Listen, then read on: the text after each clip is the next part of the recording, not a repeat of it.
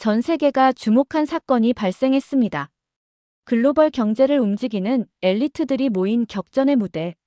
각자 조국의 깃발을 내걸고 대국의 자부심을 내세웁니다. 천연자원이 진정한 국력입니다. 첨단 무기가 세계 질서를 좌우합니다. 인구와 내수는 미래 성장의 원동력입니다. 그때 누군가의 입에서 한 작은 나라의 이름이 비웃음과 함께 언급되었습니다. 대한민국. 참석자들의 얼굴에 조소가 퍼졌고 모든 눈빛이 한 방향으로 집중되었습니다. 한국. 그 조그만 반도가 어떻게 세계와 어깨를 겨루겠습니까? 그들의 혁신이라는 건 결국 모방에 불과하죠. 작은 시장의 노령화까지. 장래가 불투명한 나라입니다. 그러나 갑작스러운 한 목소리가 공간을 가로질렀고 회의장의 온도는 순식간에 내려앉았습니다. 그 자리를 지배하던 모든 상식이 뿌리째 흔들리기 시작했습니다. 아무도 관심 갖지 않던 그 국가의 숨겨진 보물이 밝혀졌고 참석자 전원이 그 놀라운 진실 앞에 침묵할 수밖에 없었습니다.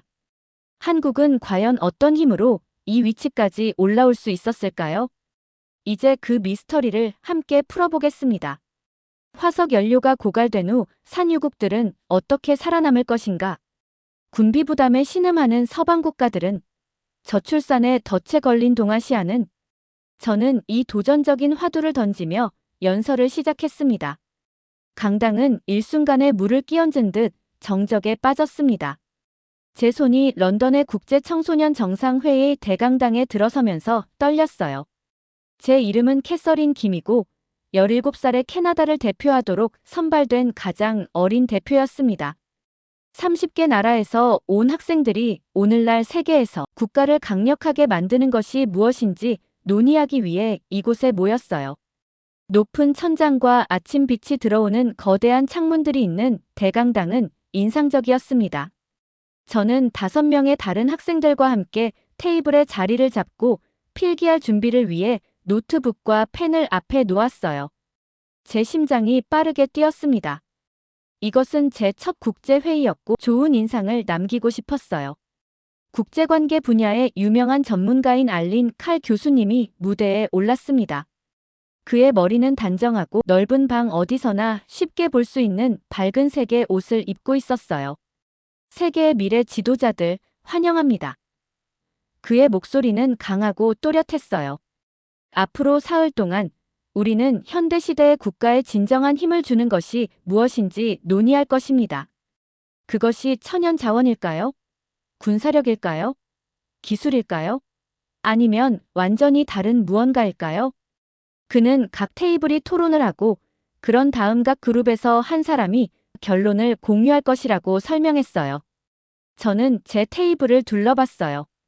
브라질에서 온 마르코, 이탈리아에서 온 소피아, 인도에서 온 라지, 러시아에서 온 올가, 그리고 중국에서 온 메이가 있었습니다.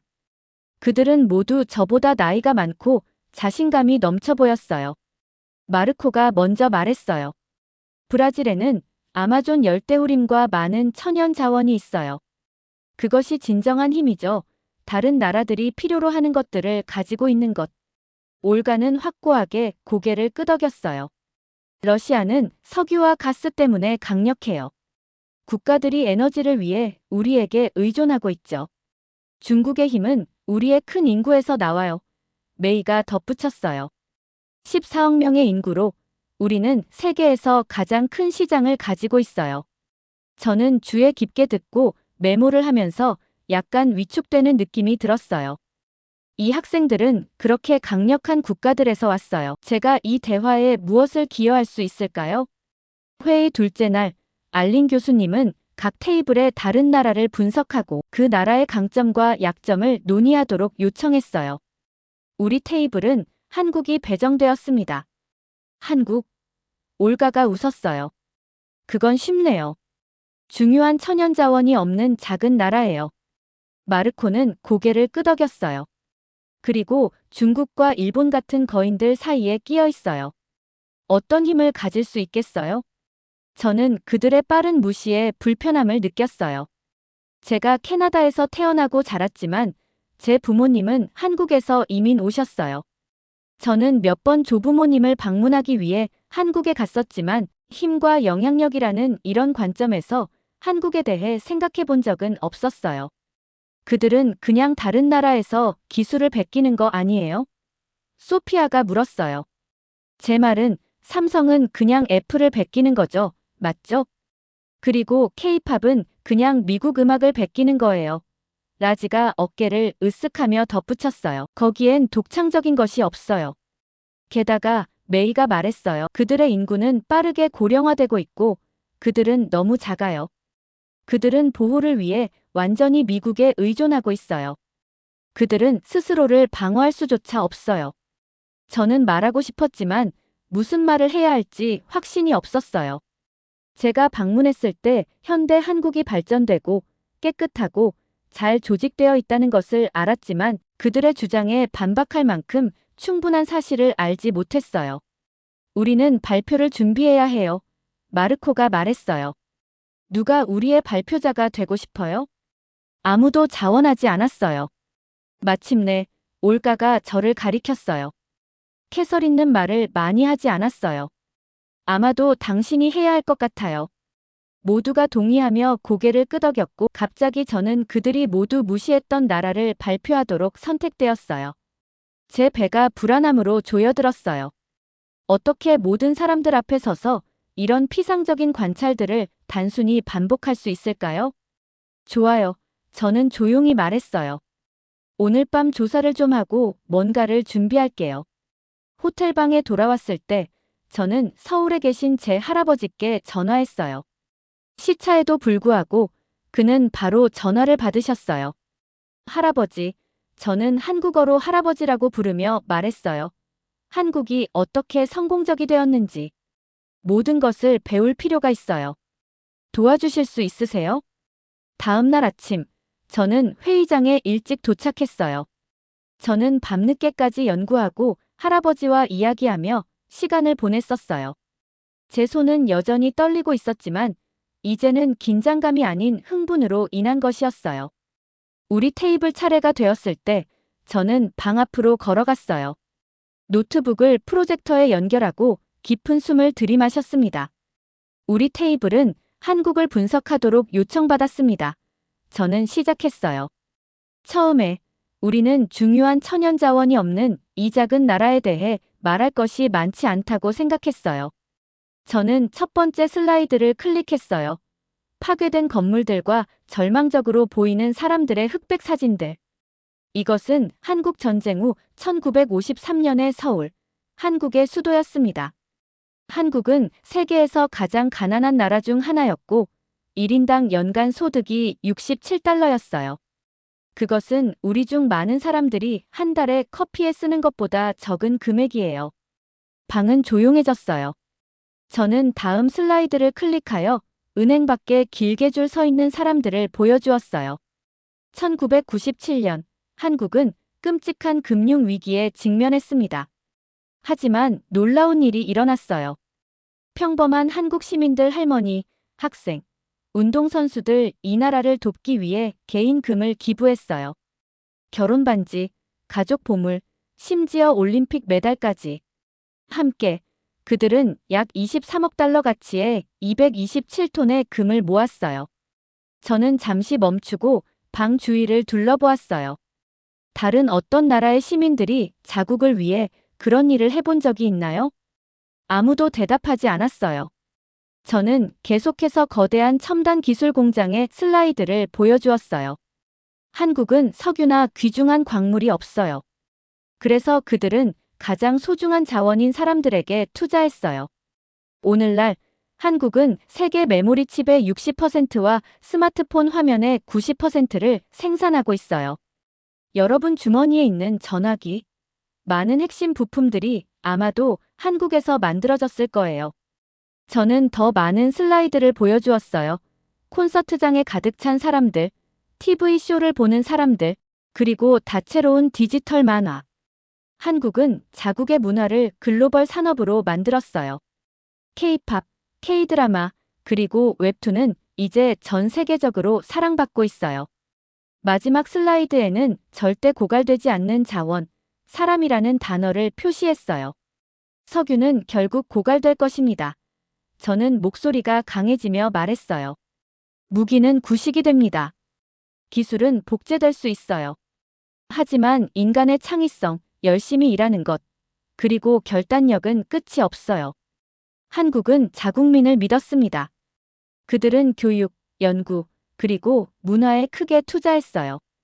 그것이 그들이 단 한 세대 만에 세계에서 가장 가난한 나라 중 하나에서 10번째로 큰 경제로 성장한 방법입니다.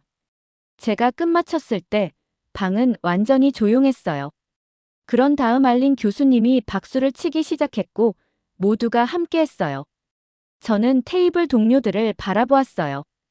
그들의 표정은 무시하는 것에서 감명받은 것으로 바뀌었어요. 심지어 올가도 존경스러운 고개 끄덕임을 보냈어요. 제가 자리로 돌아갔을 때 알린 교수님은 말했어요. 그것은 뛰어났어요, 캐서린.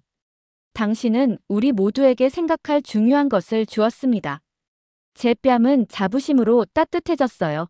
단지 저 자신이 아니라 제 가족이 온 나라에 대한 자부심이었죠.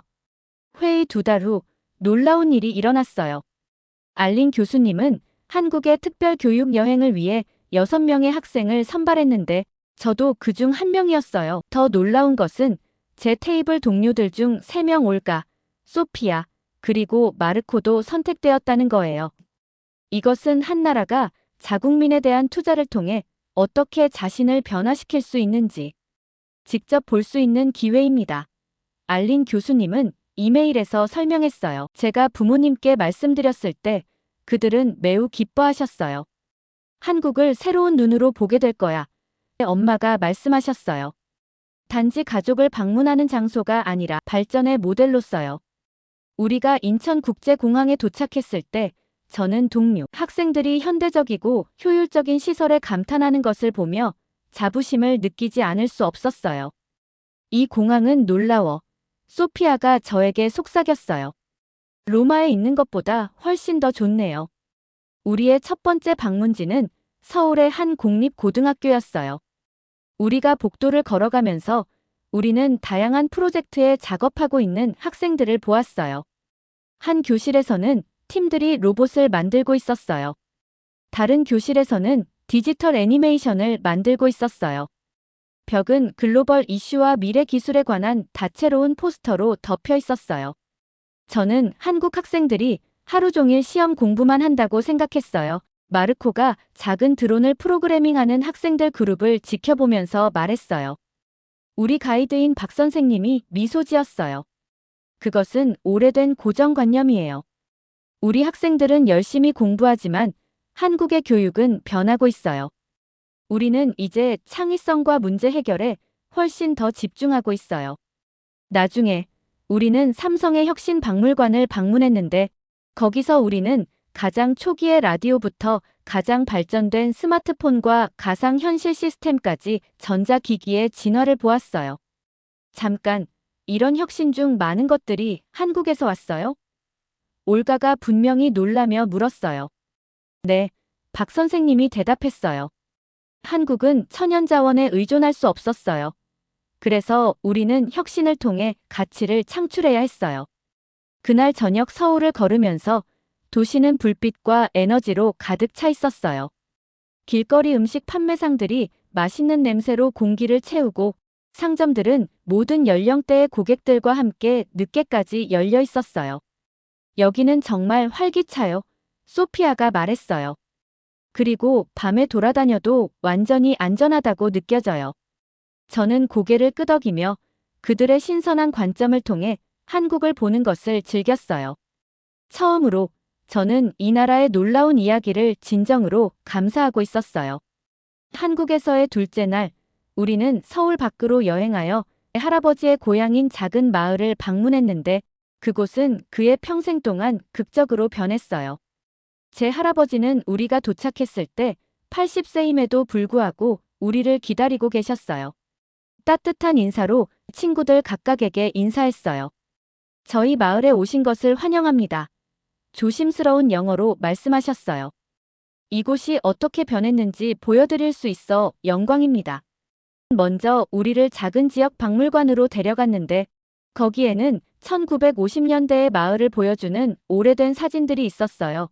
흙길, 단순한 목조주택, 그리고 기본적인 도구로 논에서 일하는 사람들.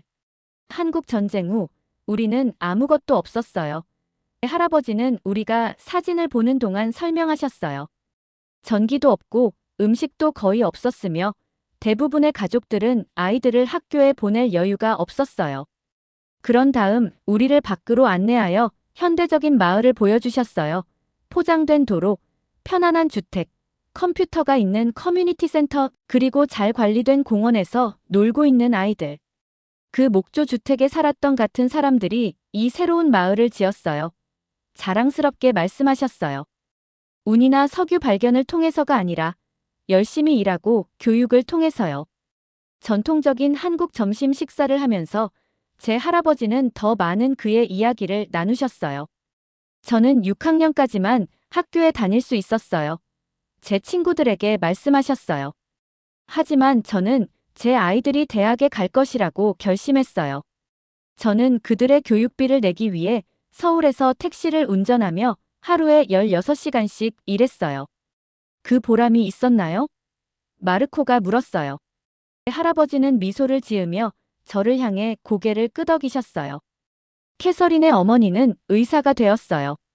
그녀의 동생은 엔지니어예요. 교육은 우리 가족을 위한 모든 것을 바꿨어요. 마치 한국을 위한 모든 것을 바꾼 것처럼요. 점심 식사 후 우리는 서울에서 공부한 후 고향으로 돌아온 젊은이들이 설립한 지역기술 스타트업을 방문했어요. 우리는 혁신을 고향으로 가져오고 싶었어요. 젊은 CEO가 설명했어요. 이제 우리는 전 세계 수백만 명의 사람들이 사용하는 앱을 이 작은 마을에서 개발하고 있어요. 우리가 버스로 돌아가는 길에 올가가 할아버지 옆에서 걸었어요. 선생님, 그가 존경스럽게 말했어요. 저는 한국이 중요하지 않은 나라라고 생각했어요. 제가 틀렸어요. 할아버지 국민들의 이야기는 놀라워요. 할아버지는 올가의 어깨를 토닥이셨어요. 모든 나라는 자신의 강점이 있어요. 한국의 강점은 사람들과 더 나은 미래를 건설하려는 그들의 결단력이에요. 그날 저녁, 우리가 서울로 돌아가는 동안 저는 제 친구들이 새로운 눈으로 창 밖을 바라보는 것을 알아차렸어요. 단지 현대적인 건물들과 인프라만 보는 것이 아니라 그 뒤에 있는 인간 이야기를 보고 있었어요. 한국에서의 마지막 아침, 알린 교수님은 우리를 호텔 회의실에 모았어요. 집으로 돌아가기 전 교수님이 말했어요. 여러분 각자가 경험에서 배운 것을 공유했으면 좋겠어요. 소피아가 먼저 시작했어요. 저는 진정한 힘이 단지 한 나라가 자연적으로 가진 자원이 아니라 그것으로 무엇을 하느냐에 관한 것임을 배웠어요. 한국은 자원 부족이라는 가장 큰 도전을 사람들에게 투자함으로써 가장 큰 강점으로 바꿨어요. 마르코가 고개를 끄덕였어요. 브라질에서는 우리가 종종 천연 자원이 우리를 부유하고 강력하게 만들 것이라고 생각해요. 하지만 한국은 교육받은 마음이 금광이나 유전보다 더 많은 가치를 창출할 수 있다는 것을 보여주었어요. 올가 차례가 되었을 때 그는 생각에 잠긴 표정을 지었어요. 저는 한국에 대해 완전히 잘못 알고 있었어요. 러시아에서는 우리는 천연 자원을 자랑스러워하지만 우리는 한국이 사람들의 잠재력을 발전시킨 방법에서 많은 것을 배울 수 있을 거예요. 알린 교수님이 마지막으로 저에게 물었어요. 그리고 당신, 캐서린, 무엇을 배웠나요? 저는 잠시 생각했어요.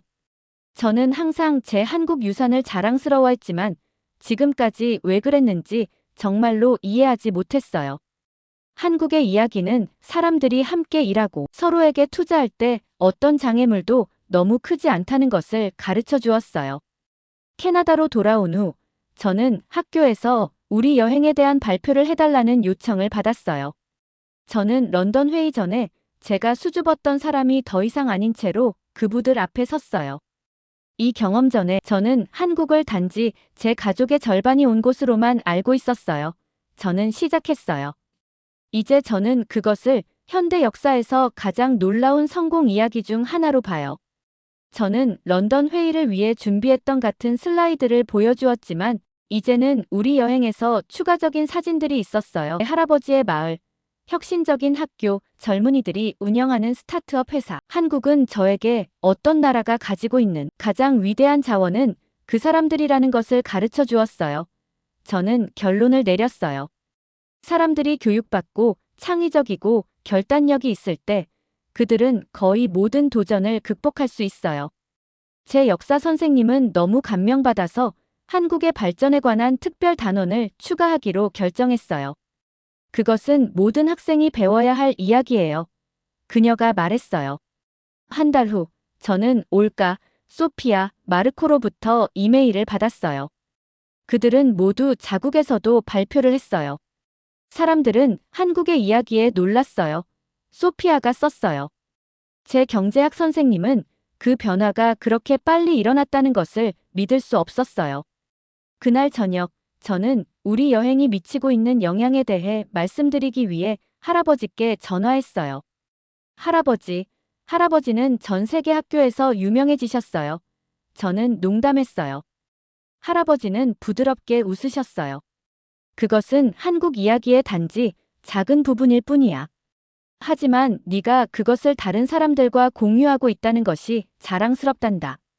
저는 대학에서 국제개발을 공부하는 것에 대해 생각하고 있었어요. 할아버지에게 말했어요. 한국의 모델은 다른 나라들을 도울 수 있을 거예요. 그거 정말 좋구나. 할아버지가 자부심으로 따뜻한 목소리로 말씀하셨어요. 내가 너의 친구들에게 말했던 것을 기억하렴. 자원은 고갈되지만 인간의 잠재력은 절대 고갈되지 않는 하나의 자원이야. 그것이 한국이 세계에 주는 교훈이야. 전화를 끊으면서 저는 제 책상에 있는 액자 속 사진을 바라보았어요. 제 새 친구들과 저는 마을에서 할아버지와 함께 서 있었어요. 한국의 이야기는 그들이 세상을 보는 방식을 바꾸었어요. 그리고 그것은 저도 바꾸었어요. 저를 제 유산과 더 깊게 연결시키고 제 미래의 길을 고무시켜 주었어요. 우리나라는 다른 나라에 비교해 아무런 자원이 없는데 가장 중요한 사람이라는 자원으로 여기까지 왔습니다. 오늘의 사연 함께 해주셔서 감사합니다. 오늘도 행복한 하루 되세요.